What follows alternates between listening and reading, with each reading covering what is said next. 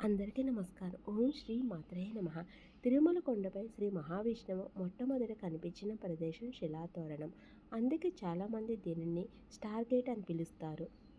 150 కోట్ల సంవత్సరాల చరిత్ర. తిరుమలలోని శిలాతోరణం రహస్యం. దీనిని స్టార్ గేట్ ఎందుకు అంటారో తెలుసా? ప్రపంచంలోని మూడింటిలో ఒకటి.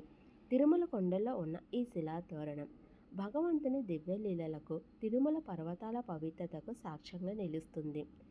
శ్రీ వెంకటేశ్వర స్వామి ప్రధాన ఆలయానికి ఉత్తర దిశలోని చక్రతీర్థం వద్ద ఈ అద్భుతమైన రాతి వంపు ఉంది.